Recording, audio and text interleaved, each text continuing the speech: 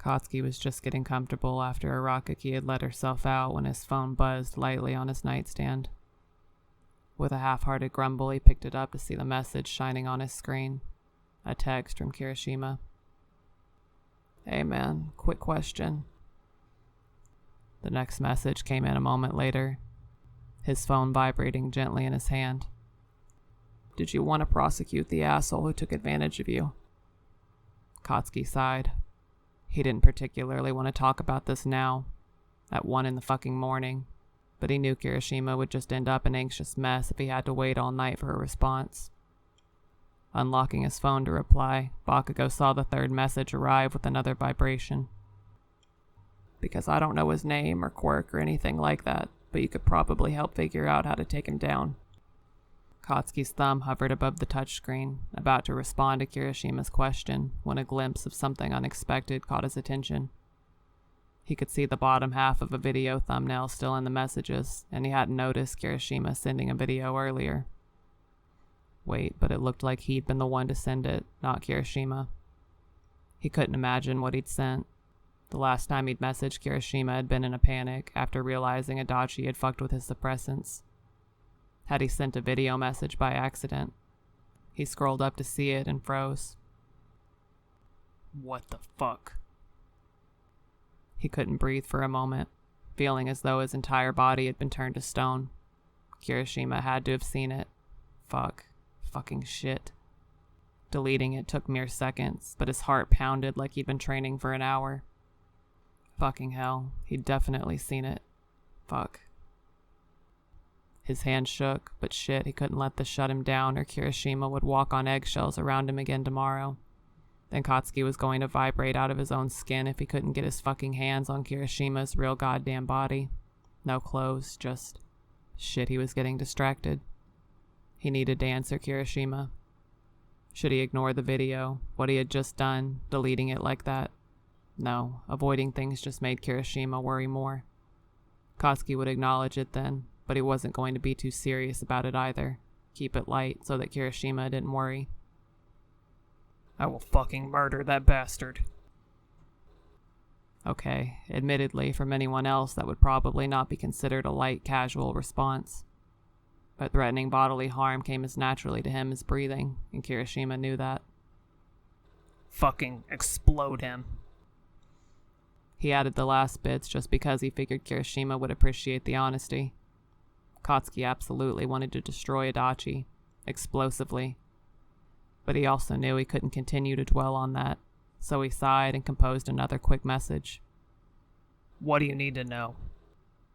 The reply came pretty quickly for that one. Name, possible criminal history. Does it seem like he's done this before? Kotsky tried to reply as quickly as he could, except he couldn't fucking remember Adachi's name. He'd introduced himself in the lobby that first morning, but for the life of him, Kotsky couldn't seem to wring the name out of his memory. Had it started with a K? He seemed to remember that. Kenta, Kin, Kinzo, whatever. He didn't have time for this bullshit. Adachi. Forgot his given name. Think it started with a K. Kinji? Fuck it. He glanced at what else Kirishima wanted to know. How the hell was he supposed to know Adachi's criminal history? Still, he tried to think about the situation from a more analytical perspective. Shit, he'd been able to pick Kotsky's pocket and manipulate the staff into taking his drugs and had somehow swapped out the remaining drugs. Did he have someone else on the staff who was his partner in crime? Fuck. He didn't know enough to really say anything definite about that, so he'd stick to what he knew for the moment. Not sure about criminal history, but he's a damn good pickpocket. Stole my fucking suppressants without me noticing. And the third answer was easy enough. Adachi was practiced, calm, and comfortable with what he was doing. There was no way in hell this was his first time pulling shit like this. Definitely not his first time taking advantage of a mandatory resident. He knows exactly how far to go without alerting staff. Kirishima's reply arrived quickly. Did you notice anything like a quirk? It seems like maybe his saliva is related to his quirk. Kotsky replied quickly to that one too, if only so he wouldn't have to fucking dwell on the idea. Possible. That stuff was fucking gross. Kirishima's response came a moment later. Thanks for the help. He followed that up with a question Katsuki hadn't honestly been expecting. You okay? Fuck, was he okay? He didn't fucking know. He was just trying to stay sane until he could leave this fucking hellhole without being sent a scolding letter from the government with a demand to return within the next year. I'm fucking pissed as hell. He stopped, scowled, and erased it, saying it wouldn't actually make him feel better and would just stress out Kirishima even more. He frowned, considering. At least I know you'll be here. Hell no, that was way too soft. He sounded like some sort of pining Omega from one of those stupid-ass romance novels half and half hid in his desk and pretended to hate. Sighing, he aimed for something between the two sentiments. Been better, that's for fucking sure. But I can count on you, so it's not the worst I've been. He saw the red recede and waited for a reply. And waited, and waited. Fuck, why wasn't Kirishima answering? Holy shit, maybe he wasn't coming back after all. Fuck. But Kirishima wouldn't do that. They were friends, right? They relied on each other, had each other's back,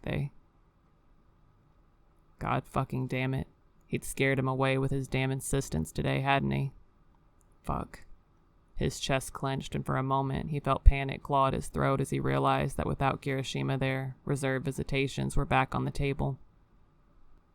He wouldn't just leave, would he? Was it something he'd said in his last text? He stared at his screen, scrutinizing each word like it might have been the one to scare Kirishima away. Fucking hell, no matter how he read it, it still didn't seem that bad. Hell, he probably would have said something similar even before they'd all but bared their souls to one another. So why the fuck wasn't he responding? He tried to calm down, to breathe slowly and not let the agitation affect him. But that was like trying to ignore a swarm of bees buzzing all around his head. Ignoring them didn't make it any less obvious or threatening. Try as he might, Katsuki couldn't seem to block out the fear that maybe he had misread the whole situation with Kirishima. Maybe he wasn't okay, because he didn't actually have Kirishima at his back after all. Several hours later, the sun rose. Katsuki's eyes watched the creeping light fill the sky, torn between frustration and panic. He didn't sleep at all that night. The next morning, Ichiro was up and out the door early, intent on getting to the heat house by precisely 8. When he was about 5 minutes away, he realized he'd forgotten to get cash from an ATM and stopped by a convenience store to get some cash so he could reserve Bakugou's reservations for the next day when he checked in. He had a massive backpack slung over his shoulders, loaded up with all the things he'd gotten for Bakugou the day before. He was grinning as he marched into the lobby of the Gentle Embrace, greeting the young woman behind the desk with a cheerful, "Hello." "Welcome to the Gentle Embrace, sir," she said, then her eyes widened as she recognized him. "Oh, you're back." "I mean, I have reserved visitations with Bakugou today," Ichiro said, feeling his face burn sheepishly when he realized that making multiple reservations in a single day probably came across as obsessive under normal circumstances. That said, he could handle a few odd looks if it meant Bakugou was safe from that asshole Alpha. "Oh, which reminds me, I actually wanted to reserve visitations with him for tomorrow, too." "Can I have your member card, please?" The young woman extended a hand, and Kirishima quickly passed her the card they'd printed for him yesterday. It felt weird, since he'd always ended up throwing out the membership cards for the other heat houses he'd visited. He'd never actually used his membership card at one of these places. Still, it wasn't all that different from karaoke or a doctor's office. It felt familiar to hand over the card, yet the situation still felt awkward. "And you wanted to reserve visitations with?" she prompted, typing into the computer. "Bakugou Katsuki. I want all the visitations for tomorrow," Ichiro specified. The young woman fought unsuccessfully to control her expression. "Oh, of course." She typed again. That'll be 20,000 yen, please. Oh yeah, sure. No problem. Ichiro dug into his wallet, handing over the cash. And another 2,000 for a day visit, the young woman added. And would you like a dining hall pass, or will you pay by the plate? Ichiro paused, 2,000 yen bills halfway out of his wallet. She hadn't offered him the dining room pass the day before. Maybe it was a frequent visitor benefit that he'd skimmed over in the code of conduct he'd read yesterday. Hopefully she wouldn't mind him asking about it. How much is the dining room pass? 5,000 per person, she told him. Drinks included. That was a pretty good deal if drinking was on the table, but Ichiro wasn't sure he felt that drinking in a place like this was a good idea. So he wasn't sure if that pass would be worth it or not. Can I get back to you on that? We only offer the pass until an hour before lunch, so come back and get it before then, the receptionist told him. It's good for 2 meals, sides or desserts included, and drinks on the menu. Thanks for the information, Ichiro said with a grin, handing over the 2,000 yen bills. So that's tomorrow's visitation cost and the entrance fee, right? That's correct, she said with a small smile. Your first visitation with Bakugou begins now. Would you like to wait for him here or in the socialization room? Oh, socialization room, Ichiro said quickly. He'd forgotten that visitation started promptly at 8. I'll let them know, she said with a smile, indicating the door leading to the socialization room. Thank you for choosing the gentle embrace. Kirishima smiled weakly in response, but said nothing.